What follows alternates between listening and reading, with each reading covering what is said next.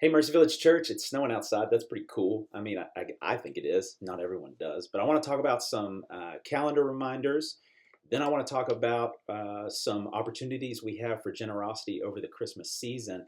And then, if you stay tuned, and I hope you will, I want to talk about some thoughts that I have about the possibility, underline that word, of a new building.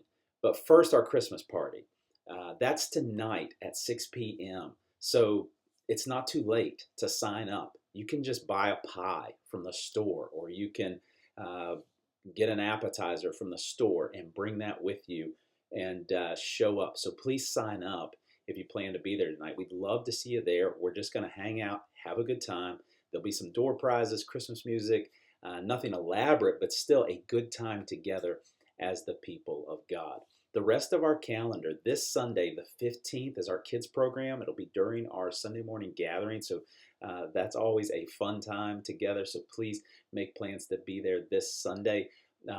Sunday, the 22nd, we will do our food box deliveries. And so we'd love for you to participate in that. Just when you leave, we can put a couple food boxes in your hands and some addresses. And you can take those and deliver them. And then, of course, on Christmas Eve, we'll have our candlelight gathering together at 6 p.m.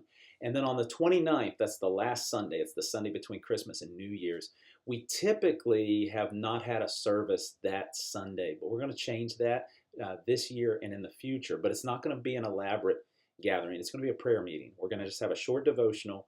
We're going to have some prayers of thanks for the past year and some prayers of petition for the year to come. And so it'll be simple, it'll be short, it'll be a family gathering. There won't be any childcare, but we will be gathering on Sunday morning, the 29th, for a condensed gathering, a prayer meeting together as the people of God. Now, some opportunities for generosity over the Christmas season. Of course, we have the Give Love food box fill up. We need all those donations by the 18th. And so those things that we need are instant potatoes, stuffing, mac and cheese, canned green beans, canned corn, and jars of gravy. Of course, you'll find a list of that included wherever you're watching this video. So please get some of those items. We're going to give away close to 120 food boxes this year is the plan, and so we need as much of that stuff as possible. Please plan to bring that tonight to the Christmas party, this coming Sunday, the 15th, or if you can't get it here before the 15th, then contact me up till Wednesday the 18th. I can meet up with you to make sure that we get those donations. Additionally, we're shopping for 2 young people in our community who won't have the means to have Christmas this year. Faith Early is overseeing that. If you want to Venmo her some cash, do that. We want this to be as special and grand as it can be. Mercy Village is donating some of our own money, but we can plus that with our generosity if any of you want to donate to that. If you don't know Faith, reach out to me. I'll get you in touch with her. And then lastly, at the party tonight will be the last chance to shop the Uganda goods, and all of the proceeds from that go to Alpha Girl Care Uganda, Serenity, Comforts Uganda. We all met Anne a few weeks ago. Those are the organizations she runs there. So those are opportunities for generosity. Now, I want to turn to the possibility of a building. Now, again, Josh Early and I, your pastors, have had a lot of conversations with this just over the time as our time as a church, that we don't like floating hypotheticals out there because it can kind of be like jerking the chain, right? Like it can kind of cause whiplash. And so we're not attaching ourselves to the Davis Creek Elementary School, but we did feel that it was important that we start conversations about it now, because if the building is donated to us, we will be required to make a choice to receive that donation rather rapidly. And so we won't get to control that timeline. And so for that reason, although it's still a hypothetical, we want to start discussing it now, at least at a little level, at some level. There's 2 things that I could foresee being concerns that some of you might have. And so I want to throw them out there to get us thinking about them. The first one might be the distance. It might feel like it's further out, alternate Route 10 out to the old Davis Creek Elementary. That might feel like a concern. What I would encourage you to do, I just did it, is to go to Google Maps and put in your home address and then ask for directions to 6433 Route 60 in Barbersville. That's where we are right now. For me, that's 5 minutes from my house. It's a short drive.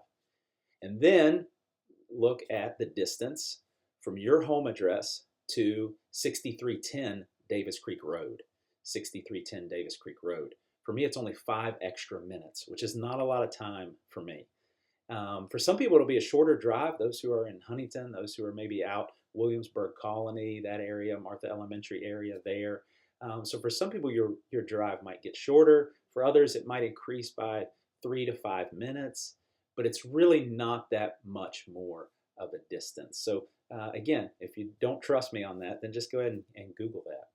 Another thing that might be a concern is the cost of utilities and maintenance. The risk in owning a building, that sort of thing might feel like something that concerns you. And so I want to talk about that too. It is a larger building, and we will have risk ownership there, and we will have utilities and maintenance fees that we have to spend out.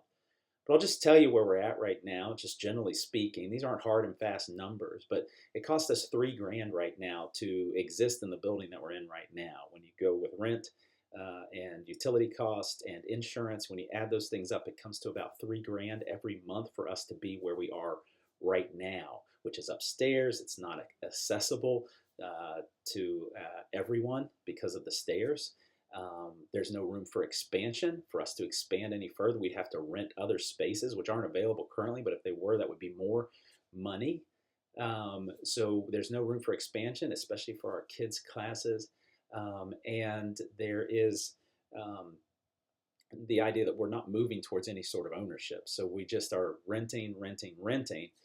We don't own it at all. So there's no real property that we own as a church, and we're at the mercy of the landlord as well. So, and we can't use our space during the day from 9 to 5, Monday through Friday. So there's a lot of ministry that we'd like to do that we can't do. So that's the current situation. Now we've just got some front end estimates.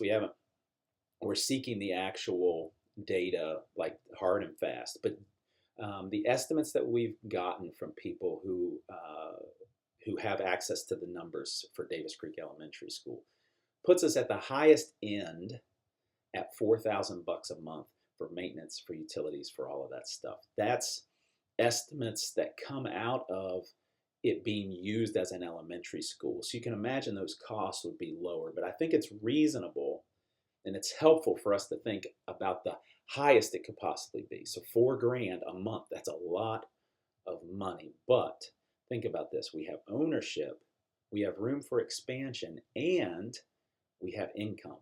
We could have income from the building, renting out the gymnasium for Buddy League basketball practices, renting out some of the space to any number of different nonprofits or businesses that want to use it, or daycare, or whatever it might be. We'd have that opportunity for income that could offset that $1,000 extra dollars or even more, right? Like it could eventually offset the entire cost of the building, perhaps. Okay, so that's right. Like, so there's a risk either way, is my opinion. I'm going to just tell you where we're at. This is the way I see it. Oh, by the way, the Davis Creek Elementary School, the roof, the HVAC, the windows are all relatively new. We're getting those exact numbers so that we can make this decision wisely, but they're all relatively new. So the risk of those things going bad is very low in the early stages of us owning that building. Here's the way I see it. There's two paths towards the end of 2025, and the reason I say it that way is because we have external funding coming into us from church planting networks to the tune of $2,750 a month coming to us from church planting networks. It's a lot of money that dries up at the end of 2025. If we stay in our current building, right, we move towards, if we want to be self-sustaining, we then have one way of generating that money. And that's us, the people of God, giving more into the church, which is completely within the possibility of God accomplishing that. But at Davis Creek, we have two streams of potential income. We have us as the body being generous, following the lead of God to give and invest in the work of the ministry.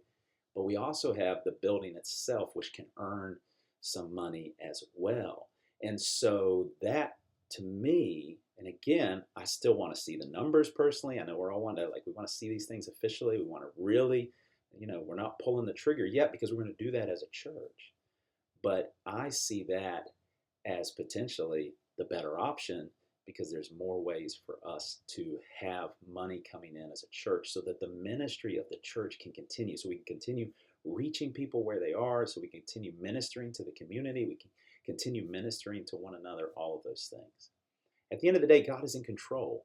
If He doesn't want us to have the building, first and foremost, they won't offer it to us. And so we rest in that. We know that His plans are perfect. And wherever our church is, God is in control and He is building, Jesus is building His church regardless of where we are. What are your thoughts? What are your concerns? What are your creative ideas? What are the questions that you have?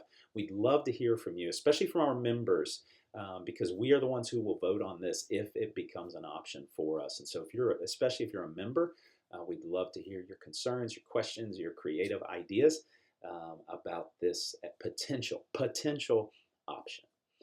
This Sunday, Psalm 16. Psalm chapter 16, in your presence is the fullness of joy, at your right hand are pleasures forevermore. The theme is joy this Advent Sunday, third Sunday of Advent. Looking forward to seeing everyone there. Love you. If you need anything, please let me know.